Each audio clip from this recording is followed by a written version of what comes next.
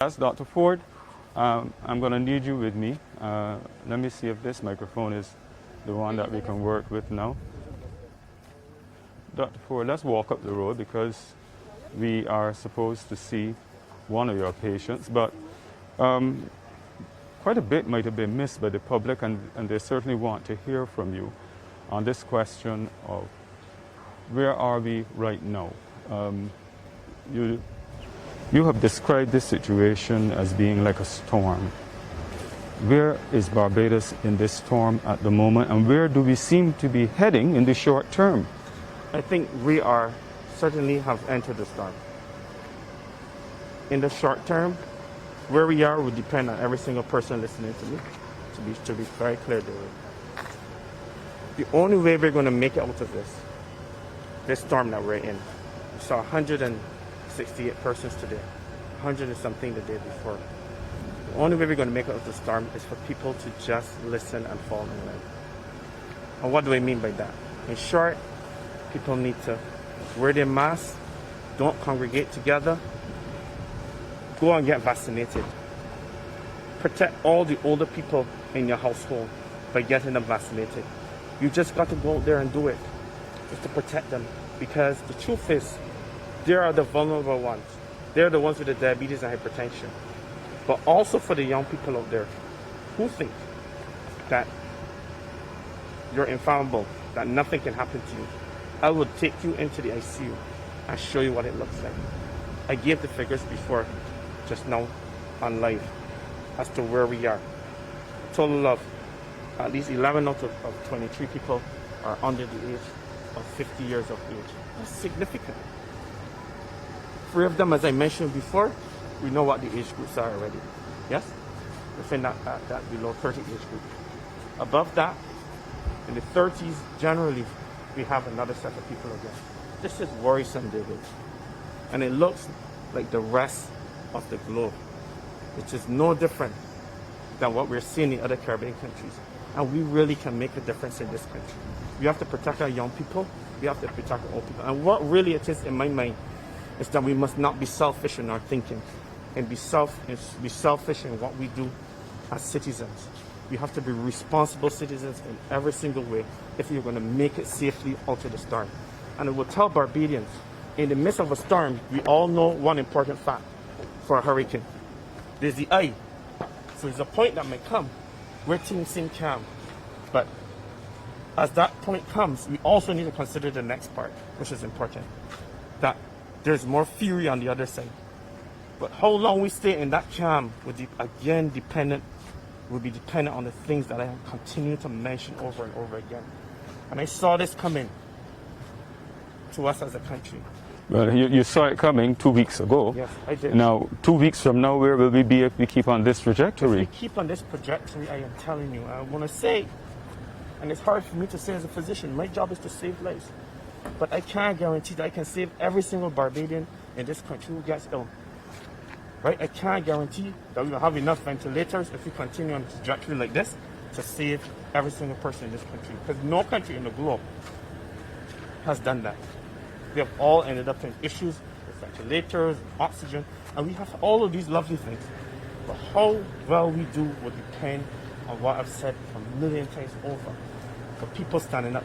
Young people, I am begging you today on live TV not to play Russian roulette with your lives, right? You don't know or you're uncertain, right, about what will happen about vaccines. I had my queries too, right? But what I can tell you is if you get ill with COVID, right, basically what you're doing, one or two things can happen. You can go fine or things might go bad. I, as a doctor, I cannot predict which one of these would be you.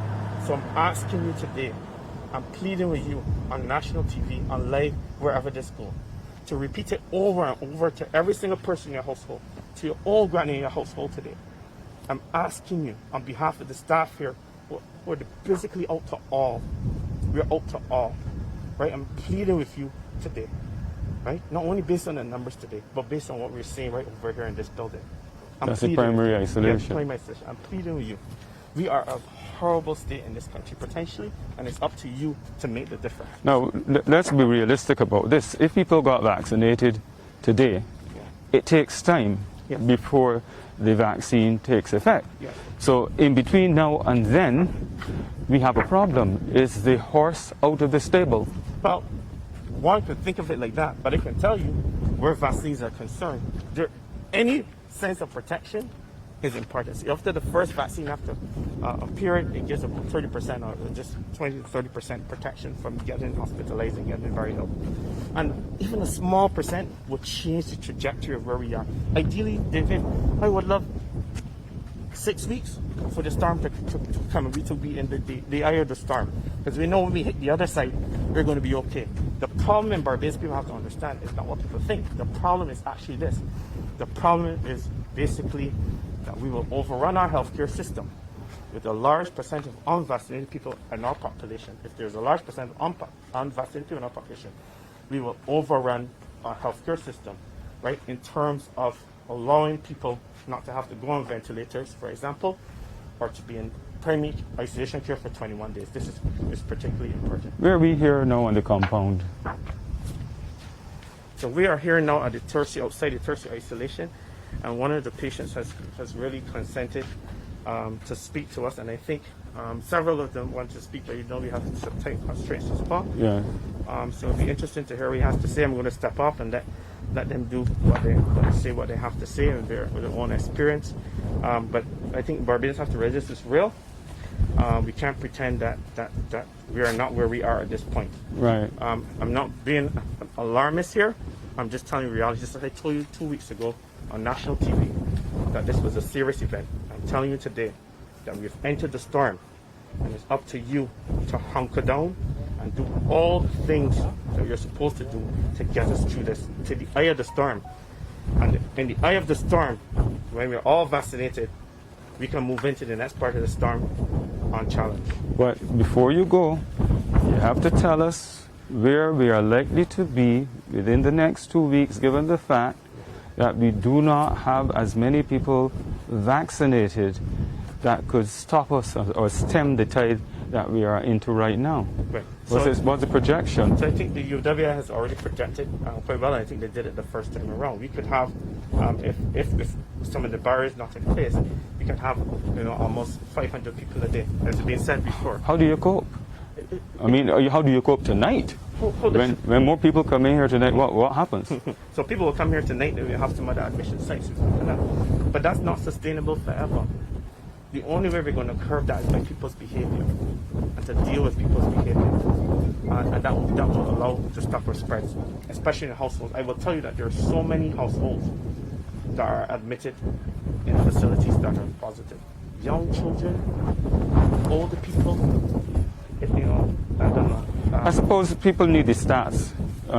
If you could provide us with the number of households that are affected like that, because a lot of the information is still not available. You have it, but people in the country will still be guessing as to what is happening. They get the cumulative of certain things, but perhaps we need a little bit more information. Now, this guy that I'm speaking to says he didn't want his face on camera. So, good afternoon, sir. Yes, sir. Good afternoon. Good afternoon. Tell me about your experience with COVID. How long have you been here now? I've been here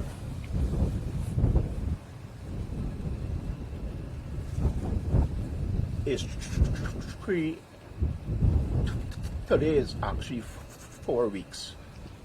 How has the disease affected you? It affected me tremendous because I didn't expect to get COVID. Why not? Well, I normally don't go anywhere and I work alone at various places. So when ministry called me this Sunday and told me that that I have to report to the Hilton, I asked them why. They told me my cousin haven't told me that he tested positive. I said no. And so ministry told me that I had to report 8:30 the night at Hilton. And I was there for 2 days, where the Monday I was being tested, and the Tuesday evening the tests come back positive. And the Wednesday morning the ministry vehicle of health vehicle come and transport me to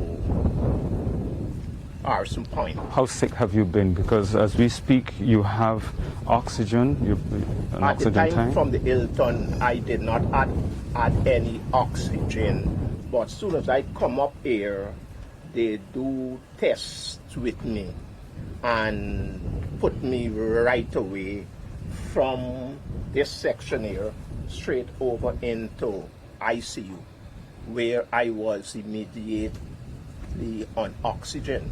And how sick have you been? I was being real sick, where from the oxygen I went the night into being put on ventilator, where I was on ventilator for 2 weeks. And the ventilator experience is not an easy experience for anyone. Is to experience where there is period of ventilator hours they put you on, where it could be 4 hours, it could be 6 hours, 8 hours, or even 10. So when you hear you have to go upon a 4 hours experience, of 4 hours you feel is real good. But once it's over 4 hours, and there is where thing where when I first got the respirator put on me on the ventilator, it was terrible, real terrible. That What's your message to the rest of Barbados this afternoon? the rest of my message to Barbados this afternoon is try your utmost best not to get COVID. Do not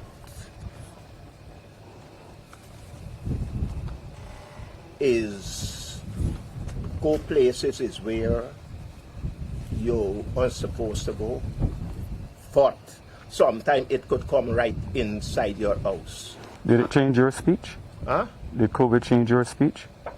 The way that you talk? Yeah. It changed the way that you talk? If I think. Did it change the way that you talk? Yes, it changed the way I talked, because always see it is something can happen to anybody at any time. Well, I want to thank you very much for talking with us, and I wish you the very best. Yeah, I think I do have a good night. Thank you very much. Well, we're going to walk back to where we came from, and we have Felicia Gill, clinical psychologist. Good afternoon, Gill. Hi, good afternoon. Tell me a bit about yourself and your work in psychology over the years. I have been working here at the Harrison's Point Isolation Facility for 9 months. I'm also responsible for the external facilities as well. Mm-hmm. And as a clinical psychologist, I have been practicing for 5 years now. Share with us the experience of working here with COVID ever present in your mind. Working here at the facility, it has been an experience, I would say. I'm responsible for the patients and staff. And when I say it has been an experience with the staff, you see, staff are overwhelmed, we're overworked, and we're also understaffed. And then we try our best to work with the patients. And as you see, the numbers have been steadily increasing, and that has even made things a little bit more challenging as well. And even though we are feeling, overwhelmed at this point, we consider ourselves as a team and as a family, and we support each other here. So when we recognize that, it's becoming a bit challenging, we just give each other an encouraging word so as to help the other to keep going on. Because this job, it can be a bit draining. We're trying to do our best for our country to help the patients as best as we can. And so as to be re-energized, we just try to support each other throughout this journey. What has been your hardest moment to date? My hardest moment has been working with the families of those who have died from COVID. So what I have to do is, as soon as the patient has passed away, I speak with the family. I sometimes relay to them what has happened, and then I'm there then to help them to cope with the situation. And also to even some of the patients who might have passed away, I would have been speaking with them before that point in time. And what I would say to my experience, working with patients in the primary isolation facility, or what we know as the ICU, that has also been challenging as well. Because whenever I go into the ICU and I see the patients, those who are on oxygen, those who may be on the CPAP machine, and then I have to go and, try to help these patients as best as I can. Because this is very difficult, especially for patients who, things might have been okay, but then having their condition deteriorated to a point where they know how to use oxygen. And I really try to encourage the patients. I really try to help them to see their strengths. And I use various mechanisms just to help the patients to cope while they're in primary isolation. What are you going to tell the younger people in Barbados today? These people between the ages of 12 and 21. What I would say to you, and I'm going to say this based on my experience working with the teenagers and the younger children here at the facility, I would say, protect yourselves. You know what's happening in this country. I want you to wear your mask. I want you to social distance. I want you to think about your friends, your classmates. I know that it's difficult being separated from your friends. You have online school, and I know that it can be a bit stressful. You can even become a bit depressed. Yes, children do become depressed. But I want you to just remember the reason why we're doing this. You want to protect yourselves, and you also want to protect your family. And we can do this together just as long as we do what we are supposed to do. And for you, what has it done to you personally? Family, you talk about family, you talk about life otherwise. For me, it has really caused me to just try to encourage my family to do what they need to do as well. And it has been a change because when I go home, I don't go into the same quarters as my family. I change on the outside, and it's a strict protocol that I follow because I want to protect my family. Because at the facility, I go in with patients, and that's what I do on a daily basis. And because I know that I'm exposing myself, I want to protect my family. And also to help with that, that's why I got vaccinated, and I also encourage my family to be vaccinated as well, so that we can help each other through this time.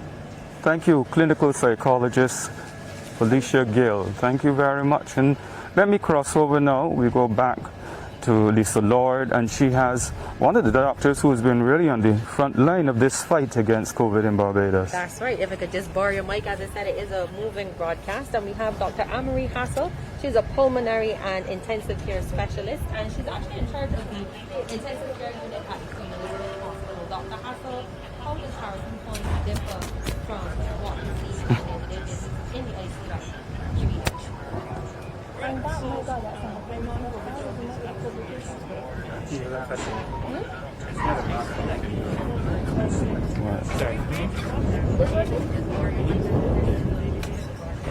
Who's next?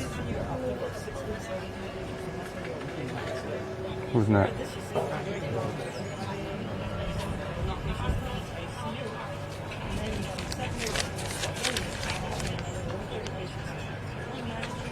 Romel. Who's Romel Jones? You? The next. I'm going to talk to you there. Infection control. Okay, you got to tell me what that involves.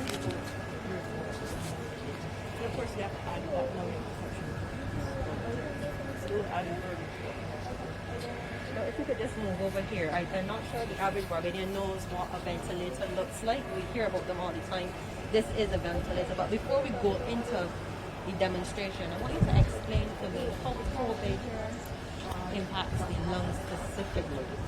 So COVID is an infection which gets in the lungs causes inflammation. That inflammation then can lead to the lungs being collected with like fluid or pus-like stuff, so oxygen can't get in. Normally our lungs have two functions: get air in and out, and then extract the oxygen of the air you breathe in and put it into your bloodstream.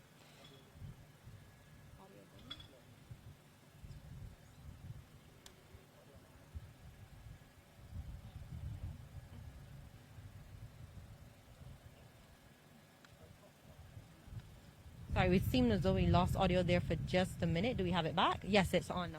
Sorry Okay, about that, Doctor. no problem. So part of the problem with COVID is you can get, as you breathe in, you can't get the oxygen through the lung into the bloodstream.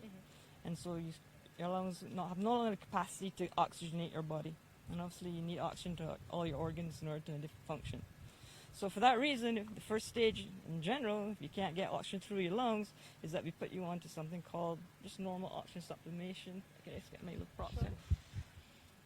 With regular nasal prongs, everyone pretty much has seen this. Great. This is what we commonly use first step. If, however, the patient still can't get enough oxygen to get into their bloodstream, then we move up to the big boys. Right, so this is a ventilator. The purpose of this ventilator is really to blow the air into your lungs. And first stage from this will then become The mask. the nasal prongs. So Oh, this okay. one looks a little bit bigger, so when we say that people are on high flow nasal prongs, this connects to this here, which connects to your nose. And we blow air in at a much higher rate than that could go through that little one. When that doesn't work anymore, then we go to the mask. And this is the one that's the most uncomfortable. So this goes on here, And that's strapped on. strapped on tightly onto your face, and so if you're claustrophobic at all, it's very difficult to use. But with this part, we can actually oxygenate and ventilate your lungs much better than if you just use one like this. So depending on the severity of the degree of disease you have in your lungs, we escalate up. When we get to this stage, we go between the two, because obviously you can't stay on this all the time. And this is what patients in there go through on a daily basis, some of them for over a week, 10 days, just to try to get their lungs better so their lungs can start to function again, so then we can degrade back down to the smaller oxygen and then off the oxygen. Now if all this fails, the last resort is the tube. The tube goes down through your throat, into your lungs, connect to this machine. We have to sedate you. You're no longer conscious. And this is our last resort to try to get oxygen into your blood system. In terms of your success rate using the ventilators, Well, if you use the ventilators with the high flow and the mask, we've actually done pretty well. We've had a lot of patients, some of them take a week, some of them can take 2-3 weeks, but we've had a lot of patients actually get better and leave.